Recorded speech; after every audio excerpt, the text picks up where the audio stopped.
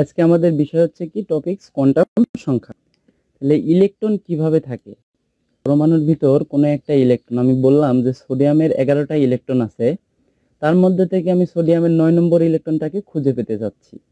তাহলে এই 9 নম্বর ইলেকট্রনটাকে খোঁজার জন্য আমাদের কয়েকটা বিষয় সম্পর্কে ধারণা থাকতে হবে। এই কয়েকটা বিষয়কে একত্রিতভাবে বলা হচ্ছে কোয়ান্টাম সংখ্যা। তো কোয়ান্টাম সংখ্যা হচ্ছে 4 প্রকার। একটা হচ্ছে প্রধান কোয়ান্টাম সংখ্যা, সহকারী কোয়ান্টাম সংখ্যা, ম্যাগনেটিক কোয়ান্টাম সংখ্যা, স্পিন কোয়ান্টাম সংখ্যা। তো প্রধান কোয়ান্টাম সংখ্যাকে প্রকাশ করা হয় এন দ্বারা, ছোট হাতের এন দ্বারা। সহকারী কোয়ান্টাম সংখ্যাকে প্রকাশ করা হয় ছোট হাতের এল দ্বারা। ম্যাগনেটিক কোয়ান্টাম সংখ্যাকে প্রকাশ করা হয় ছোট হাতের এম দ্বারা। আর স্পিন কোয়ান্টাম সংখ্যাকে প্রকাশ করা হয় ছোট হাতের এস দ্বারা। তো এখন আমি এই কয়েক প্রকার কোয়ান্টাম সংখ্যার বৈশিষ্ট্য সম্পর্কে আলোচনা করব। বৈশিষ্ট্য বলতে আসলে প্রধান কোয়ান্টাম সংখ্যা বলতে কি বোঝায় বা সহকারী কোয়ান্টাম সংখ্যা বলতে কি বোঝায়, এটুকুই আর কি। তো প্রথমে আসি হচ্ছে কি প্রধান কোয়ান্টাম সংখ্যা। আমি ধরলাম যে প্রধান কোয়ান্টাম সংখ্যা n ইকুয়াল 1। এর অর্থ হচ্ছে কি যে আমার কোনো একটা ইলেকট্রন, n এর মান 1 অর্থ হচ্ছে যে কোনো একটা ইলেকট্রন প্রথম শক্তি স্তরে আছে। তাহলে আমি অনেকগুলা শক্তি স্তরের কথা কল্পনা করতে পারি যে এটা হচ্ছে আমার নিউক্লিয়াস, প্রথম শক্তি স্তর, দ্বিতীয় শক্তি স্তর, তৃতীয় শক্তি স্তর। অর্থাৎ n ইকুয়াল 1 এটা হচ্ছে আমাদের প্রথম শক্তি স্তর, n ইকুয়াল 2 এটা হচ্ছে আমাদের দ্বিতীয় শক্তি স্তর, n ইকুয়াল এটা হচ্ছে আমাদের তৃতীয় শক্তি স্তর। আমি যদি এখন বলি যে কোনো একটা ইলেকট্রন n ইকুয়াল 10 অর্থাৎ দশম শক্তি স্তরের কথা যদি চিন্তা করি, তখন আমি কি বুঝবো যে আমার কোনো একটা ইলেকট্রন 10তম শক্তি স্তরে আছে। তাহলে প্রধান কোয়ান্টাম সংখ্যা দ্বারা আমরা কি বুঝতেছি যে কোনো একটা ইলেকট্রন কত নম্বর অরবিট বা শক্তি স্তরে আছে সেটা আমরা জানতে পারবো কিসের মাধ্যমে? প্রধান কোয়ান্টাম সংখ্যার মাধ্যমে। তো এই যে সেলগুলাকে, প্রথম শক্তি স্তরকে আবার কে দ্বারা প্রকাশ করা হয়, দ্বিতীয় শক্তি স্তরকে এল দ্বারা, তৃতীয় শক্তি স্তরকে এম দ্বারা, এভাবে প্রকাশ করা হয়। তাহলে আমি ধরলাম যে n equal 1, n equal 2, n equal 3 এভাবে হইতে পারে। আচ্ছা, তাহলে এখন আসি হচ্ছে কি সহকারী কোয়ান্টাম সংখ্যা। তাহলে প্রধান কোয়ান্টাম সংখ্যা সম্পর্কে তো আমরা জানলাম, এখন আসি হচ্ছে কি সহকারী কোয়ান্টাম সংখ্যা। তাহলে সহকারী কোয়ান্টাম সংখ্যাকে প্রকাশ করতেছি কি দ্বারা? ছোট হাতের এল দ্বারা। n এর মান যদি 1 হয়, l এর মান হবে হচ্ছে 0। n এর মান যদি হয় 2, মানে প্রধান কোয়ান্টাম সংখ্যার মান যদি 2 হয়, তাহলে সহকারী কোয়ান্টাম সংখ্যার মান হবে 0, 1। n এর মান যদি 3 হয়, l এর মান হবে 0, 1, 2। ব্যাপারটা আসলে কিরকম যে l এর মানটা হবে 0 হতে n-1 পর্যন্ত। অর্থাৎ সহকারী কোয়ান্টাম সংখ্যার মান হবে 0 হতে ওই প্রধান কোয়ান্টাম সংখ্যার থেকে 1 কম। আমি যদি বলি n ইকুয়াল 6, অর্থাৎ প্রধান কোয়ান্টাম সংখ্যার মান হচ্ছে কত? তাহলে সহকারী কোয়ান্টাম সংখ্যার মান হবে 0, 1, 2, 3, 4, 5। মানে 0 থেকে ওই প্রধান শক্তি স্তর থেকে 1 কম। যদি বলি n এর মান 4, তাহলে হচ্ছে l এর মান কত হবে? 0, 1, 2। তাহলে এখন আমার হচ্ছে কথা যে সহকারী কোয়ান্টাম সংখ্যা দ্বারা আমরা কি বুঝতেছি? প্রধান শক্তি স্তরের প্রধান কোয়ান্টাম সংখ্যা এর মান n ইকুয়াল 1, অর্থাৎ এটা প্রথম শক্তি স্তরের জন্য l এর মান পাচ্ছি কত? আমি 0। এটা দ্বারা বোঝাচ্ছে যে এটা হচ্ছে s অরবিটালকে, যে l এর মান যখন 0 হবে তখন আমরা বুঝবো সেটা হচ্ছে কি s অরবিটাল। অর্থাৎ আমরা বলতে পারি যে l এর ভ্যালু যখন 0 তখন হচ্ছে অরবিটালটার প্রকৃতি হচ্ছে কি s প্রকৃতির। যখন n এর মান 2 হবে তখন আমরা সহকারী কোয়ান্টাম সংখ্যার মান পাচ্ছি কি 0 আর 1, অর্থাৎ দুই প্রকৃতির অরবিটাল পাচ্ছি। একটা হচ্ছে s অরবিটাল, আর মানে 0 এর জন্য s আর 1 এর জন্য হচ্ছে কি p অরবিটাল। যখন আমরা এর মান l এর মান পাচ্ছি কত? 0, 1, 2। অর্থাৎ 0 এর জন্য হচ্ছে s, p এর 1 এর জন্য হচ্ছে p, 2 এর জন্য হচ্ছে d। যদি n এর মান হইতো 4, তখন আমরা কি পাইতাম? l এর মান পাইতাম 0, 1, 2, 3। তখন আমাদের অরবিটালটার প্রকৃতি কি হইতো? এখানে আমাদের কয় ধরনের? 4 ধরনের অরবিটাল আছে, আর প্রকৃতি হচ্ছে 4টা। যে একটা হচ্ছে s প্রকৃতির, p প্রকৃতির, d প্রকৃতির, f প্রকৃতির। তাহলে আমি যদি এখন একটু সামারি করি যে প্রধান কোয়ান্টাম সংখ্যা দ্বারা কি বোঝাচ্ছে যে কোনো একটা ইলেকট্রন কত নম্বর অরবিট বা শক্তি স্তরে আছে সেটা আমরা বুঝতে পারতেছি। আর সহকারী কোয়ান্টাম সংখ্যা দ্বারা আমরা বুঝতেছি কি যে ওই শক্তি স্তরের কোন অরবিটালে আছে, ওই শক্তি স্তরের কোন অরবিটালে আছে, অর্থাৎ এস অরবিটালে আছে না পি অরবিটালে আছে না ডি অরবিটালে আছে না এফ অরবিটালে আছে। আচ্ছা, তাহলে এখান থেকে আমরা কি দেখলাম যে সহকারী কোয়ান্টাম সংখ্যাটা কিন্তু সবসময় কি প্রধান কোয়ান্টাম সংখ্যার উপর নির্ভর করতেছে। যে আবার এখান থেকে আমরা আরেকটা জিনিস জানলাম যে এল এর মানের উপর কিন্তু এন এর মানের উপর এল এর মানটা সবসময় ডিপেন্ডেন্ট। আচ্ছা, এখান থেকে যদি আমরা একটা কোশ্চেন আসি যে 2D সম্ভব কি না, 2D সম্ভব কি না, 2D সম্ভব কিনা। তাহলে এই 2D এর ক্ষেত্রে প্রথম যেটা থাকবে সেটা হচ্ছে প্রধান কোয়ান্টাম সংখ্যার মান বা শক্তি স্তর সংখ্যা, আর পরে যেটা থাকবে সেটা হচ্ছে আমাদের কি অরবিটাল সংখ্যা। তার মানে এখান থেকে আমি বলতে পারি যে এন এর মান কত 2। এন এর মান যদি 2 হয়, এন এর মান যদি 2 হয় তাহলে এল এর মান কত হবে 0 আর 1। এল এর মান যদি 0 হয় তার জন্য আমরা কি অরবিটাল পাই, এস অরবিটাল পাই। এল এর মান যদি 1 হয় তার জন্য আমরা কি পাই, পি অরবিটাল পাই। তাহলে এখানে কি আমি ডি অরবিটালের কোনো স্কোপ দেখতেছি না, ডি অরবিটালের কোনো স্কোপ দেখতেছি না, তার জন্য কি 2D সম্ভব না। যেহেতু ডি অরবিটালের এখানে কোনো স্কোপ নাই সেজন্য হচ্ছে কি 2D সম্ভব না।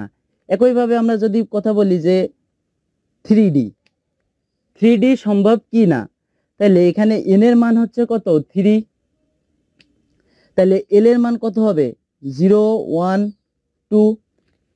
তাহলে এল এর মান যদি 0 হয় তাহলে সেটা সেই অরবিটালের প্রকৃতি হচ্ছে কত এস প্রকৃতির, যদি 1 হয় সেটা পি প্রকৃতির, যদি 2 হয় তাহলে সেটা হচ্ছে কি ডি প্রকৃতির। তার মানে এখানে 3D তে ডি অরবিটালের কি প্রকৃতি খুঁজে পাওয়া যাচ্ছে, তার জন্য কি 3D সম্ভব আর 2D সম্ভব না। তো এইটা আমরা শর্টকাটে নির্বাচন করতে পারি যে কোনো একটা অরবিটাল সম্ভব কি না। সেটা আমরা বুঝবো কিভাবে, যে এন এর মান অবশ্যই এল অপেক্ষা বড় হবে। এন এর মান যদি এল অপেক্ষা বড় হয় তাহলে আমাদের সেই অরবিটালটা হওয়া সম্ভব। সাপোজ এই যে এখান থেকে আমরা যদি এটাই খেয়াল করি যে 2D এর ক্ষেত্রে যে এন এর মান এখানে 2, এল এর মান হচ্ছে কত, যেহেতু এস পি ডি 0 1 2, ডি এর মান হচ্ছে 2, তাহলে 2 কি 2 এর চেয়ে বড় না, কথাটা ভুল। তাহলে এটা যেহেতু কন্ডিশন মানতেছে না তাহলে এটা কি অসম্ভব।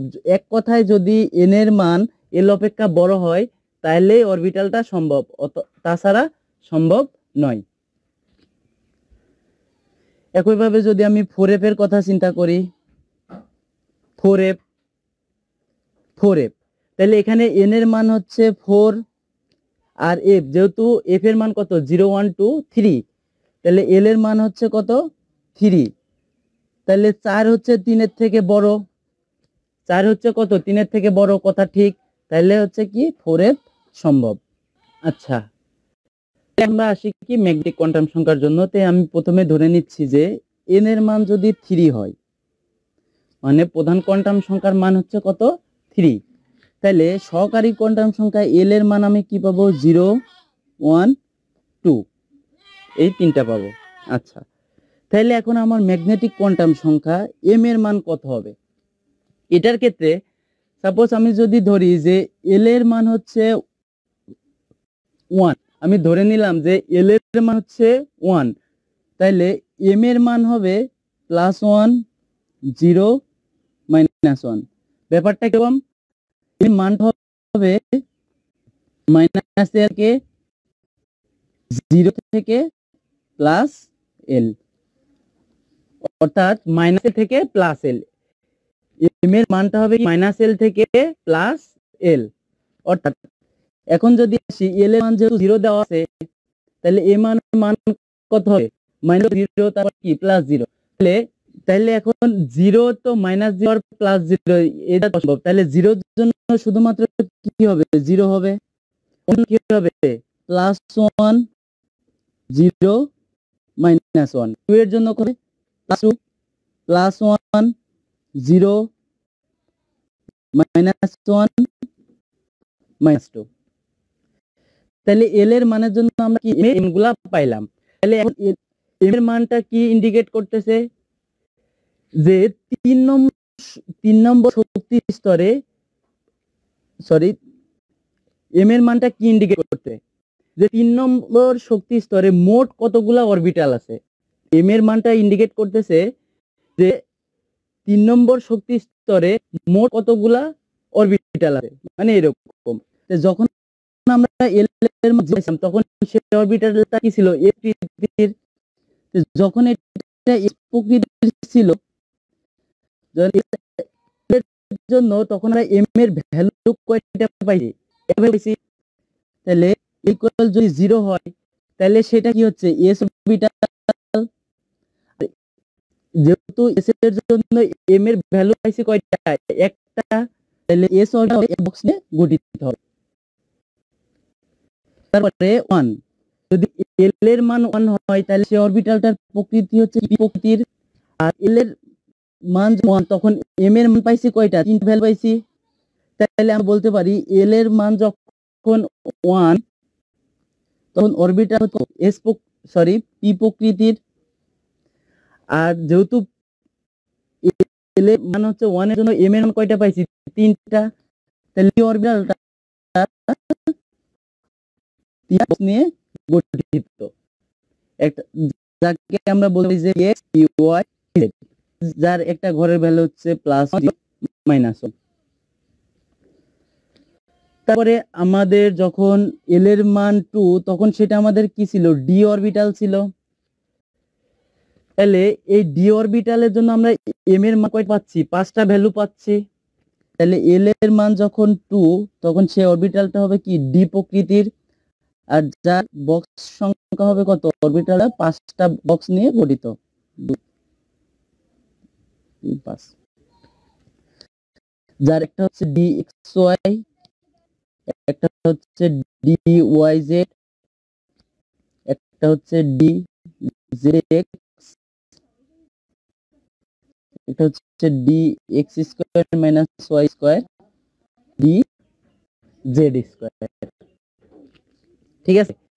তাহলে এর ঘটে ম্যাগনেটিক কোয়ান্টাম সংখ্যা আমাদের প্রকাশ করতেছে কি, যে ওই শক্তিতে মোট কতগুলা অরবিটাল থাকবে, যে মোট কতগুলা অরবিটাল থাকবে। এখন আসি আমাদের হচ্ছে কি স্পিন কোয়ান্টাম সংখ্যা। স্পিন কোয়ান্টাম সংখ্যা বলতে জাস্ট খালি ইলেকট্রনের ঘূর্ণনটা নির্দেশ করবে। ঠিক আছে, যে ইলেকট্রনটা কোন দিকে রোটেট করতেছে, এটার মান হয় +12 অথবা -12। একটা অরবিটালে যদি আমাদের আমাদের কয়টা, সর্বোচ্চ 2টা ইলেকট্রন থাকতে পারে। একটা হচ্ছে উপরমুখী আর আরেকটা হচ্ছে কি নিচমুখী। তো আমরা এইটাকে যদি উপরমুখী হয় তাহলে ট্রেডিশনাল নিয়ম অনুযায়ী সেটাকে বলবো +12, আর যদি নিচমুখী হয় তখন সেটাকে আমরা ট্রেডিশনাল নিয়ম অনুযায়ী বলবো কি -12। যে স্পিন কোয়ান্টাম সংখ্যা সবসময় কি করবে, ইলেকট্রনের ঘূর্ণন সংখ্যাটাই প্রকাশ করবে। যদি এটা উপরমুখী হয় তখন সেটাকে বলবো +12, যদি নিচমুখী হয় তখন সেটা হবে কি -12।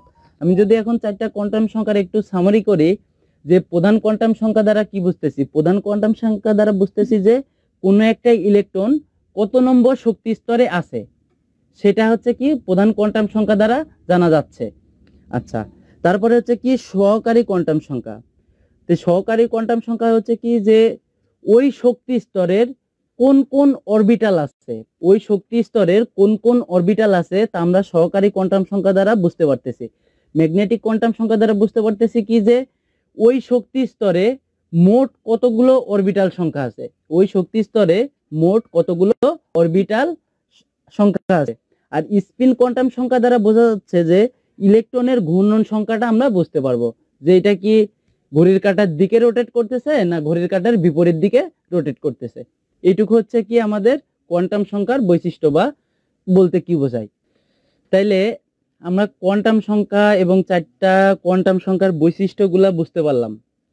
তাইলে এখন যদি আমার সাপোজ যে এই যে এস অরবিটাল, যে আমাদের যেটা ছিল যে এন এর মান যখন পাইছিলাম একটু খেয়াল করো সবাই, যে যখন n এর মান হচ্ছে 3 তখন l এর মান হইল কত 0 1 2 এরকম হইল।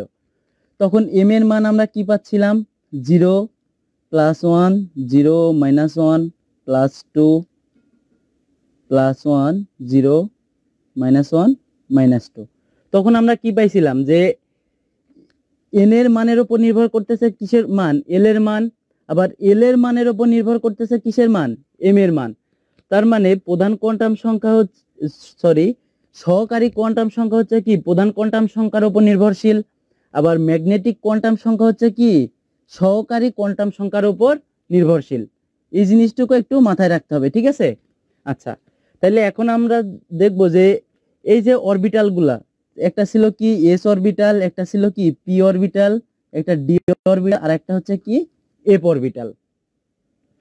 তো এই এস অরবিটালে কয়টা ইলেকট্রন থাকতে পারে, পি অরবিটালে কয়টা ইলেকট্রন থাকতে পারে, ডি অরবিটালে কয়টা ইলেকট্রন থাকতে পারে, আর এফ অরবিটালে কয়টা ইলেকট্রন থাকতে পারে।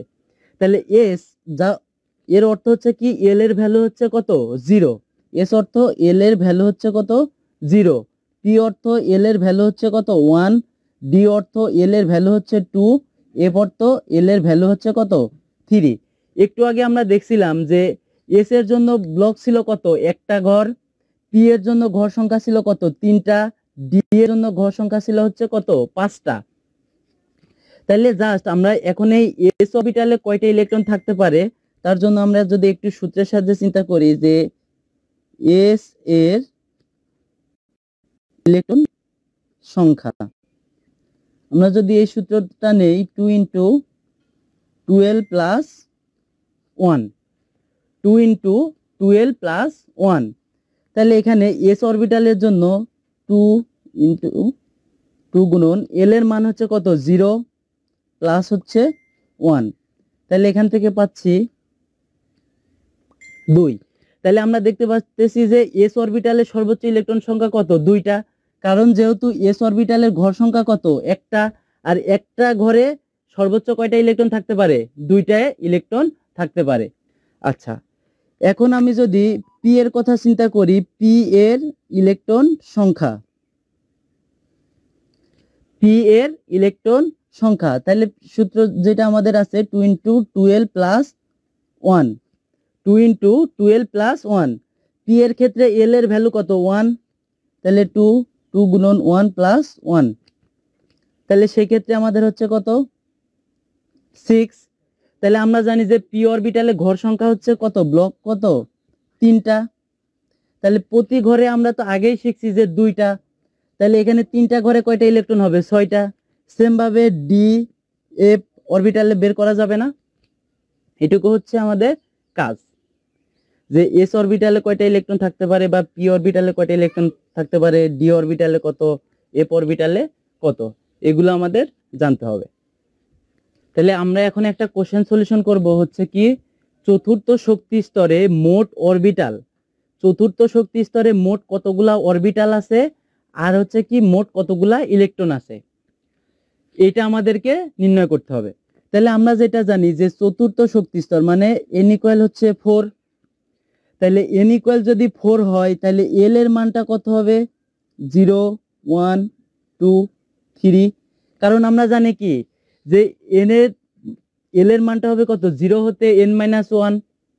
আচ্ছা, তাহলে l এর মান যদি এটা পাই তাহলে m এর মান কত হবে, l এর জন্য হচ্ছে l এর মান যদি 0 হয় তাহলে m এর মানও কি হবে সেম 0, কারণ পজিটিভ 0 আর নেগেটিভ 0 তো একই কথা। আচ্ছা, l এর মান যদি 1 হয় তাহলে m এর মান হবে কত +1 0 -1, কারণ m হচ্ছে কত 0 প্লাস মাইনাস l, 0 হতে প্লাস মাইনাস l এক কথায়। তাহলে l এর মান যদি 2 হয় তাহলে m এর মান কত হবে +2 +1 0 -1 -2, তাহলে 3 l এর মান যদি 3 হয় তাহলে m এর মান কত হবে +3 +2 +1 0 -1 -2 -3। তাহলে আমাদের নির্ণয় করতে হবে কি মোট অরবিটাল সংখ্যার মোট কতগুলা ইলেকট্রন আছে। তাহলে এখান থেকে দেখতেছি l এর মান যখন 0 তাহলে তখন এম এর ভ্যালু কত পাইছিলাম? 1। তাহলে আমরা লিখলাম যে এখানে অরবিটাল আছে কত? একটা। যখন এল এর মান হচ্ছে 1, তখন এম এর মান পাইছিলাম কত? 3টা। মানে এখানে এল এর মান 1 এর জন্য অরবিটাল সংখ্যা হচ্ছে কত? 3টা। এল এর মান যখন 2, তখন এম এর মান পাইছিলাম কত? 5টা। যখন এল এর মান হচ্ছে 3, তখন এম এর মান পাইছিলাম কত? এখানে 3, 3, 6, 1, 7। তাহলে এই টোটাল গুলাই হচ্ছে কত? 4 নম্বর শক্তি স্তরের মোটগুলা অরবিটাল। তাহলে এগুলো আমি যদি যোগ করি, তাহলে আমাদের এখানে রেজাল্ট আসতেছে 4, 5, 9, 7, 16। তাহলে মোট অরবিটাল সংখ্যা হচ্ছে কত? 16টা। তাহলে এখানে অরবিটালের প্রকৃতি যদি আমি জানি যে এস অরবিটাল আছে, পি অরবিটাল আছে, ডি অরবিটাল আছে, আর এফ অরবিটাল আছে। তাহলে এখন মোট ইলেকট্রন সংখ্যা যদি আমি নির্ণয় করতে যাই, তাহলে এস অরবিটালের ব্লক কত? একটা। পি অরবিটালের ঘর সংখ্যা 3টা। তাহলে এটা হচ্ছে আমাদের কত? 4s। এটা হচ্ছে কত? 4p। তারপরে ডি অরবিটাল আছে, তাহলে ডি অরবিটালের সংখ্যা আমাদের কত? 5টা। তাহলে এটা হচ্ছে আমাদের কত? 4d। আর আরেকটা কি আছে আমাদের? এফ। এফ এর ঘর সংখ্যা কত? 7টা। তাহলে 1, 2, 3, 4, 5, 7। তাহলে এটা হচ্ছে আমাদের 4f। তাহলে এইটা হচ্ছে আমাদের কি? Total orbital. এই হচ্ছে আমার কত? টোটাল 16টা অরবিটাল। তাহলে এখন আমাদের কি ইলেকট্রন সংখ্যা নির্ণয় করতে হবে? আমরা জানি যে একটা বক্সে কয়টা ইলেকট্রন থাকে? 2টা ইলেকট্রন থাকে। তাহলে এখানে ঘর আছে কতটা? 16টা। তাহলে ইলেকট্রন সংখ্যা হবে কত? 16 গুণন 2, 32।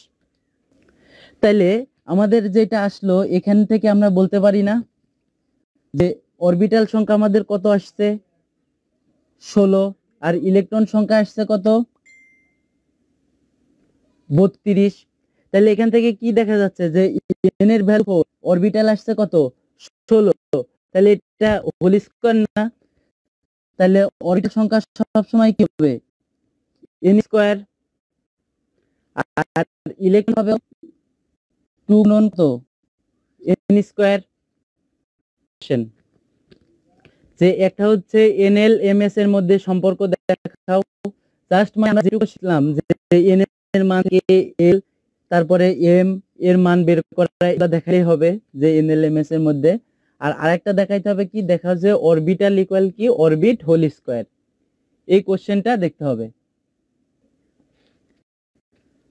তাহলে এই দুটো হচ্ছে কি হোমওয়ার্ক, মানে এই দুইটা পড়তে হবে। এখন আমরা পড়বো অরবিট আর অরবিটালের মধ্যে পার্থক্য। অরবিট আর হচ্ছে কি অরবিটাল। আমরা এখন পড়বো হচ্ছে কি অরবিট আর অরবিটালের মধ্যে পার্থক্য। ঠিক আছে? তো অরবিট বলতে আমরা কি বুঝি? যে শক্তি স্তর। আর অরবিটাল হচ্ছে কি? উপশক্তি স্তর। তো অরবিট বলতে, অরবিটের ডেফিনেশনটা এরকম যে নিউক্লিয়াসের চারপাশে যে পথে ইলেকট্রন সমূহ ঘুরতে থাকে সেটাই হচ্ছে কি অরবিট বা শক্তি স্তর। নিউক্লিয়াসের চারপাশে যে পথে ইলেকট্রন সমূহ পরিভ্রমণ করে বা ভ্রমণ করে সেটাই হচ্ছে আমাদের কি অরবিট বা শক্তি স্তর। আর অরবিটাল হচ্ছে কি? নিউক্লিয়াসের চারপাশে যে অঞ্চলে ইলেকট্রন প্রাপ্তির সম্ভাবনাটা বেশি থাকে সেটা হচ্ছে কি অরবিটাল। এক কথায় যে অরবিটের মধ্যে অরবিটাল গুলা 90 ডিগ্রি অ্যাঙ্গেলে রোটেট করে সব সময়। যে অরবিটের মধ্যে অরবিটাল গুলা 90 ডিগ্রি অ্যাঙ্গেলে রোটেট করতে থাকে। তে অরবিটকে প্রকাশ করা হয় কি দ্বারা? কক্ষপথসমূহকে কি কে, এল, এম, এন এগুলা দ্বারা প্রকাশ করা হয়। উপকক্ষপথসমূহকে মানে অরবিটাল সমূহকে প্রকাশ করা হয় কি দ্বারা? এস, পি, ডি, এফ দ্বারা। তো অরবিট সব সময় হচ্ছে কি গোলাকার। অরবিট হচ্ছে কি গোলাকার। আর অরবিটাল হচ্ছে কি বৃত্তাকার। এস অরবিটাল যেরকম বৃত্তাকার, পি অরবিটাল হচ্ছে ডাম্বেল আকৃতির, ডি হচ্ছে কি ডাবল ডাম্বেল, এগুলো আর কি। আচ্ছা, তাইলে আমরা কি জানি যে অরবিট বা শক্তি স্তরে, একটা শক্তি স্তরে ইলেকট্রন সংখ্যা কত? 2n²। একটা শক্তি স্তরে ইলেকট্রন সংখ্যা হচ্ছে কত? 2n²। আর হচ্ছে অরবিটাল, একটা অরবিটালে সর্বোচ্চ কয়টা ইলেকট্রন থাকে? দুইটা ইলেকট্রন থাকে। একটা অরবিটালে সর্বোচ্চ কয়টা ইলেকট্রন থাকে? দুইটা ইলেকট্রন থাকে। একটু আগে আমরা যেটা দেখে আসলাম যে একটা অরবিটালে সর্বোচ্চ হচ্ছে কত? দুইটা ইলেকট্রন থাকে। এগুলো হচ্ছে কি অরবিটালের মধ্যে পার্থক্য। এটুকু জাস্ট জানলেই চলবে। তাহলে এখন আমরা দেখব হচ্ছে কিভাবে ইলেকট্রন বিন্যাস করা যায়। আচ্ছা, তাহলে এখন আমি হচ্ছে কি ইলেকট্রন বিন্যাস শুরু করব, ঠিক আছে? তাহলে আমরা যেটা জানি যে প্রতিটা মৌলেতে ইলেকট্রন আছে, প্রতিটা মৌলে কি আছে? ইলেকট্রন আছে। তো এই ইলেকট্রনগুলোকে বিন্যাস করার জন্য বিভিন্ন বিজ্ঞানী বিভিন্ন সময় বিভিন্ন মতবাদ দিয়ে গেছে। যেরকম বিজ্ঞানী বোর বলে গেছে যে ইলেকট্রন সমূহ কি সবসময় নিউক্লিয়াসের চারপাশে বৃত্তাকার কক্ষপথে পরিভ্রমণ করে। তো ইলেকট্রন সমূহ সবসময় কি নিউক্লিয়াসের চারপাশে বৃত্তাকার কক্ষপথে পরিভ্রমণ করে। এই কক্ষপথ সমূহকে কি বলতেছি? আমরা বলতেছি শেল, মানে হচ্ছে কি অরবিট। আচ্ছা, তো এই অরবিটের ভিতরে আবার আছে কি অরবিটাল, যেগুলা সবসময় কি অরবিটকে কেন্দ্র করে 90 ডিগ্রি অ্যাঙ্গেলে রোটেট করতেছে। তো ইলেকট্রন বিন্যাস বলতে আমরা হচ্ছে কি ইলেকট্রনকে কিভাবে সাজানো যায়, ইলেকট্রন বিন্যাস বলতে ইলেকট্রনকে কিভাবে সাজানো যায় সেটাই। অর্থাৎ প্রথম শক্তি স্তরে কয়টা ইলেকট্রন আছে, দ্বিতীয় শক্তি স্তরে কয়টা ইলেকট্রন আছে, বা তৃতীয় শক্তি স্তরে কয়টা ইলেকট্রন আছে, বা আবার প্রথম শক্তি স্তরের মধ্যে এস সাব অরবিটালের মধ্যে কয়টা ইলেকট্রন আছে, বা পি সাব অরবিটালের মধ্যে কয়টা ইলেকট্রন আছে, বা ডি সাব অরবিটালের মধ্যে কয়টা ইলেকট্রন আছে। এইগুলাই মূলত হচ্ছে কি ইলেকট্রন বিন্যাস। এইগুলাকে একটা পদ্ধতিতে সাজানোই হচ্ছে ইলেকট্রন বিন্যাস। তো ইলেকট্রন বিন্যাস করার জন্য আমরা হচ্ছে একটা অদ্ভুত ধরনের বিল্ডিং এর কথা চিন্তা করতে পারি। যে সাপোজ আমাদের কাছে একটা বিল্ডিং আছে 4 তলা, অদ্ভুত ধরনের বিল্ডিং, যার নিচতলায় হচ্ছে একটা রুম, সরি এটা হচ্ছে নিচতলা, এটা হচ্ছে দোতলা, এটা তৃতীয় তলা, এটা চতুর্থ তলা। এটা নিচতলায় হচ্ছে একটা রুম, দ্বিতীয় তলায় হচ্ছে দুইটা রুম, তৃতীয় তলায় হচ্ছে তিনটা রুম, আর চতুর্থ তলায় হচ্ছে 4টা রুম। এই হচ্ছে আমাদের বিল্ডিং এর স্ট্রাকচার। তো এখন একটা বিল্ডিং এ তো অনেক ধরনের রুম থাকে, যেরকম drawing room, kitchen room, bedroom. তাহলে রুমগুলোকে কি নামকরণ করতে হবে। তো সাপোজ আমি ধরে নিলাম যে এই বিল্ডিং এর 4 প্রকৃতির রুম আছে। একটা হচ্ছে এস, পি, ডি, এফ, এই 4 ধরনের রুম আছে। তো এই নিচতলার এই রুমটার নাম, এটার নাম দিলাম হচ্ছে এস। যেহেতু এটা নিচতলার, তাহলে এটার সামনে দিয়ে দিলাম 1, মানে 1। দোতলার এটা হচ্ছে কত? এস রুম, এটা হচ্ছে পি রুম। যেহেতু এটা দ্বিতীয় তলা, তাহলে সামনে 2 দিয়ে দিলাম।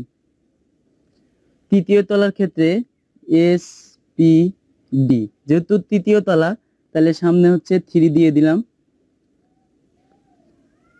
আচ্ছা, এটা হচ্ছে কি এস, পি, ডি, এফ। চতুর্থ তলায় 4টা রুম আছে, তাহলে এগুলা যেহেতু 4 তলা, সামনে 4 দিয়ে দিলাম। আচ্ছা, এই হইলো ব্যাপার। তাহলে এই যে প্রতিটা রুম, তাহলে প্রতিটা রুমের কি অনেকগুলা রুম, বিভিন্ন ধরনের রুম। এই রুমগুলার হচ্ছে ক্যাপাসিটিও কি বিভিন্ন রকম। এই রুমগুলার হচ্ছে কি ক্যাপাসিটিও বিভিন্ন রকম। তাহলে আমরা যেটা জানি যে এস অরবিটালে, আমরা এখন একটু ইলেকট্রনের কথাই চিন্তা করি যে সবসময় রুমে থাকবো না ইলেকট্রনের ক্ষেত্রে। বা ধরে নিলাম যে এস অরবিটালে হচ্ছে থাকতে পারে 2 জন, পিতে থাকতে পারে 6 জন, ডিতে থাকতে পারে 10 জন, আর এফে থাকতে পারে হচ্ছে কত? 14 জন। এই হচ্ছে আমাদের টোটাল ক্যাপাসিটি।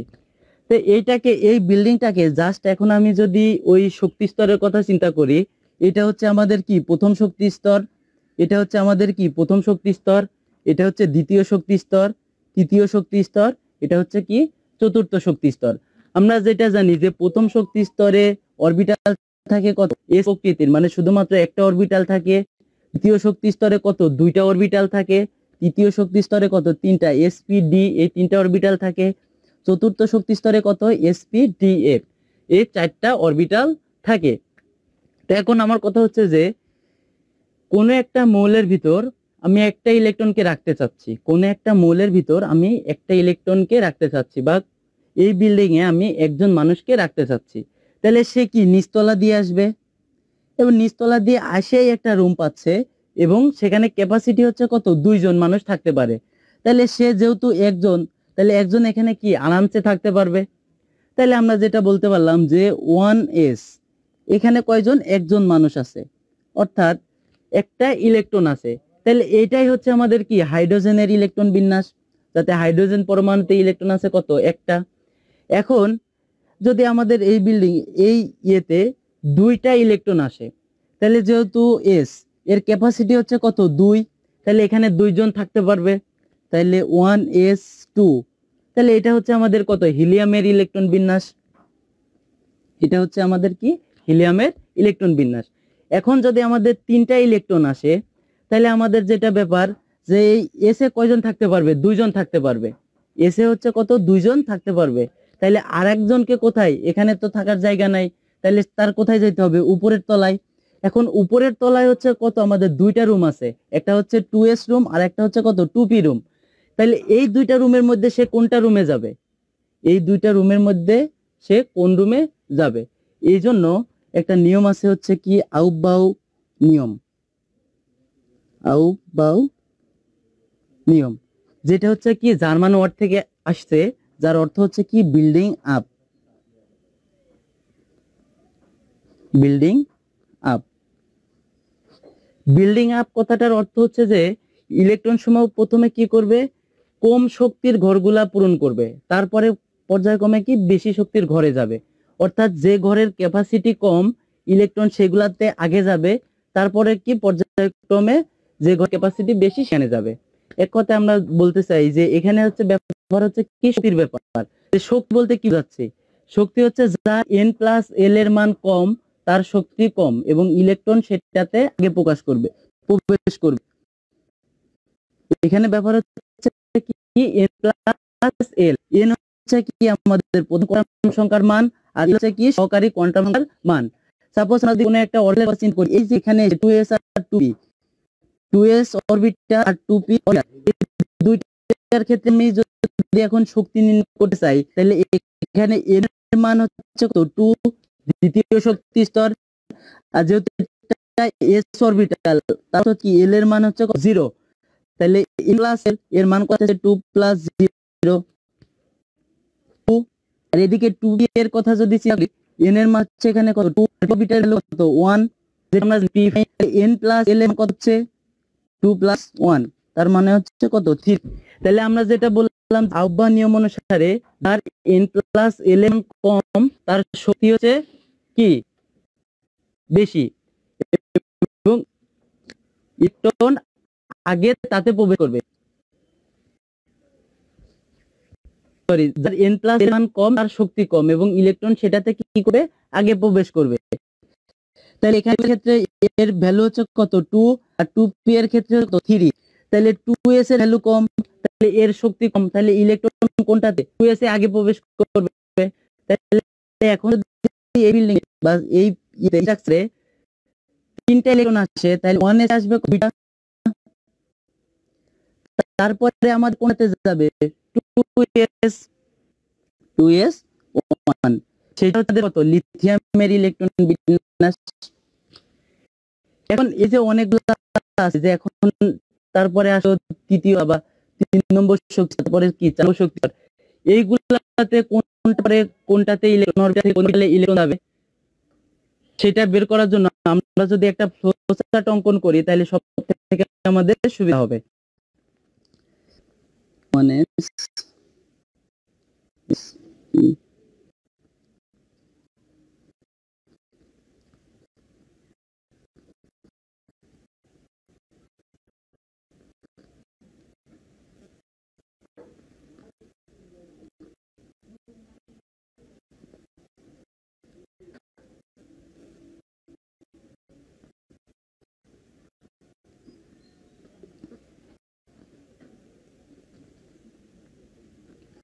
তাহলে প্রথম স্তর, এটা হচ্ছে দ্বিতীয় শক্তি স্তর, তৃতীয় শক্তি স্তর, এটা হচ্ছে কি চতুর্থ শক্তি স্তর, এটা হচ্ছে কি পঞ্চম শক্তি স্তর।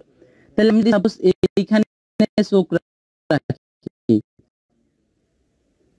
এইখানে যদি চোখ রাখি তাহলে আড়াআড়ি ভাবে আমি কোনটা দেখতে পারবো? প্রথমে এটা দেখতে পারবো, তারপরে কোনটা দেখতে পারবো? এটা দেখতে পারবো, তারপরে এইভাবে দেখতে পারবো।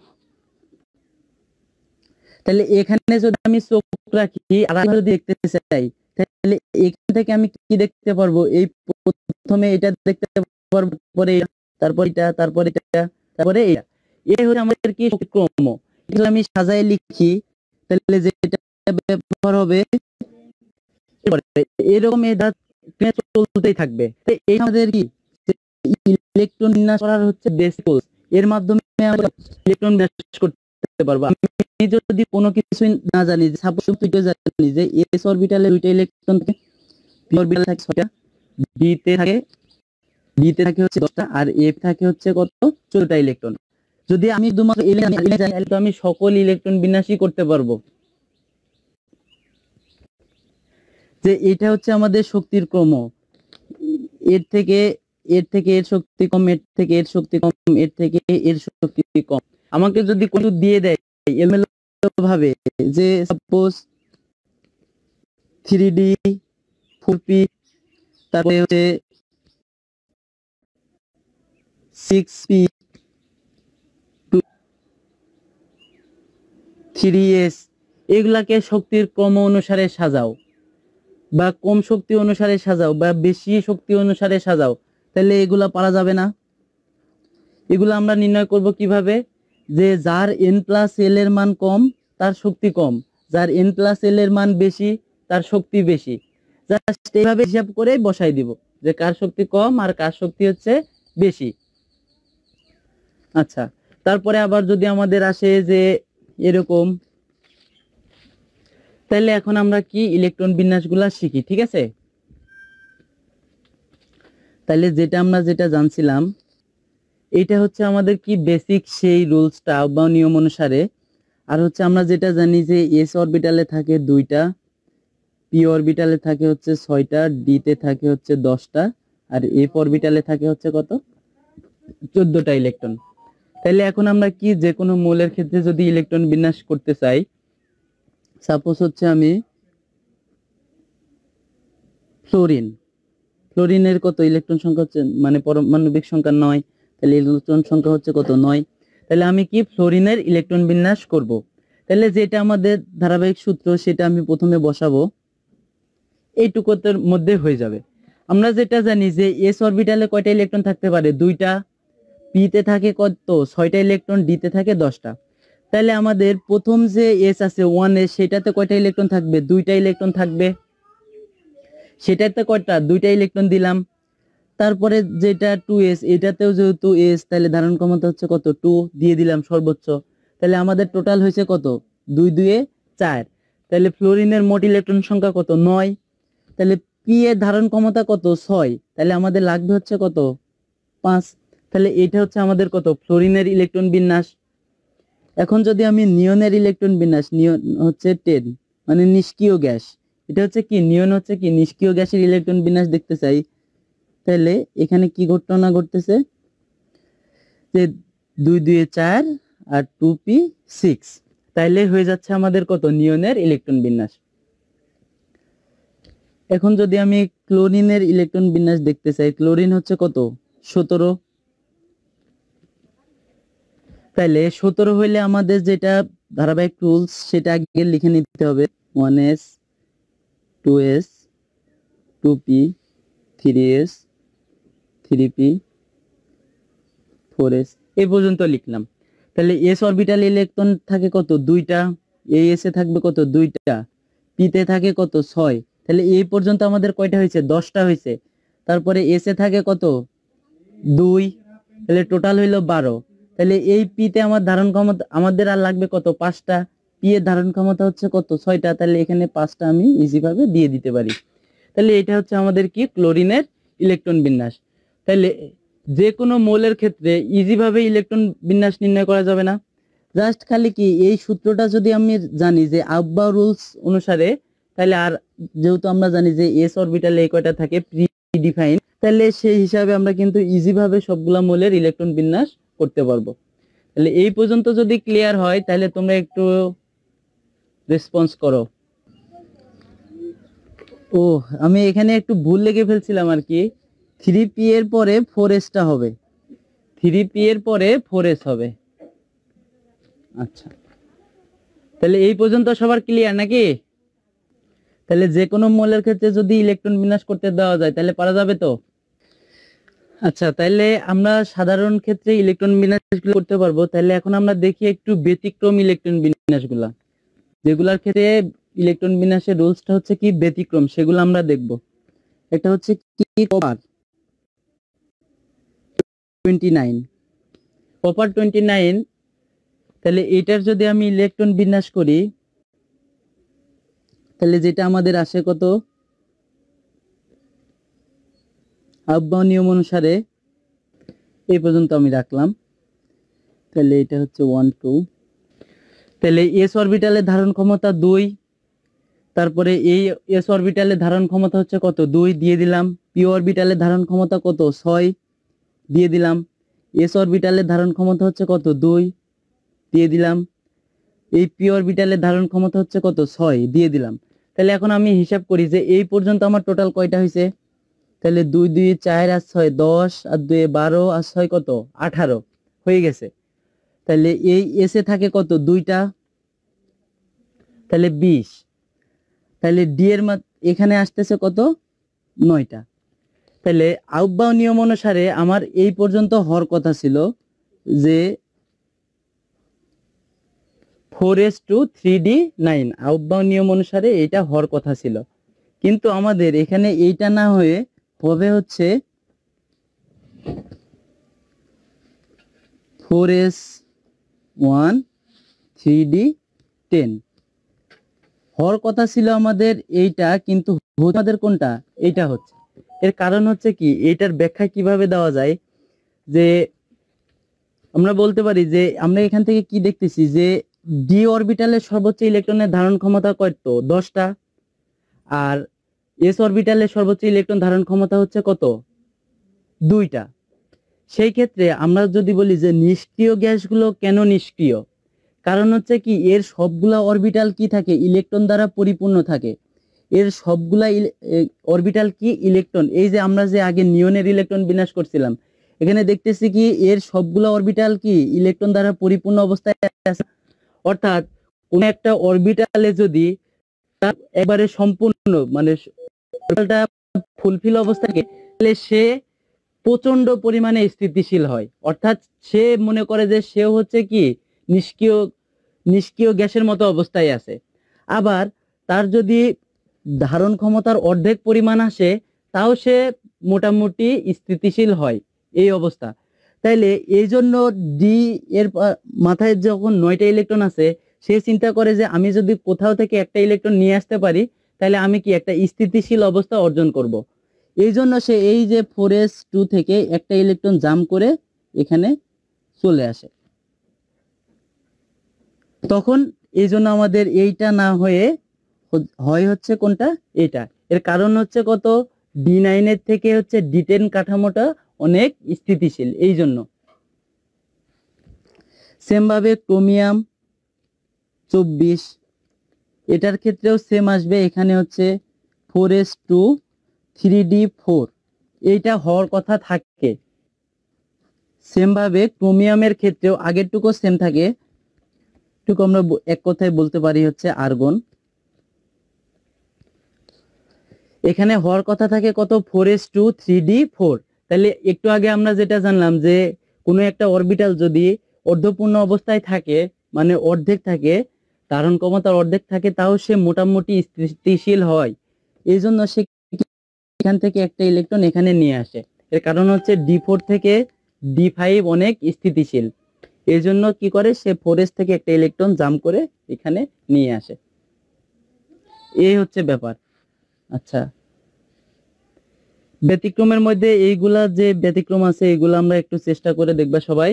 আর হচ্ছে আমাদের যেটা ইলেকট্রন বিন্যাসগুলো মনে রাখতে হবে 41 থেকে 48 এই মৌলের ইলেকট্রন বিন্যাসগুলো সবাই একটু মনে রাখবা। মানে এইটা একবারে ব্যতিক্রম। 41 থেকে 48 পর্যন্ত এটা সবাই মনে রাখতে হবে, কারণ এটার কোনো রুলস নাই, এটা যেভাবে দেওয়া আছে সেভাবেই করতে হবে। ঠিক আছে, যে 41 থেকে 48 পর্যন্ত মৌলের ইলেকট্রন বিন্যাসগুলা এগুলা মনে রাখতে হবে। তাহলে এই পর্যন্ত কি ক্লিয়ার? আচ্ছা, ক্লিয়ার যদি হয় আজকে এই পর্যন্তই থাকবে, আর পরের দিন আমরা যে বিভিন্ন নীতিগুলা আছে আর কোয়ান্টাম নাম্বারের বাকিটুকু দেখব। আজকে এই পর্যন্তই।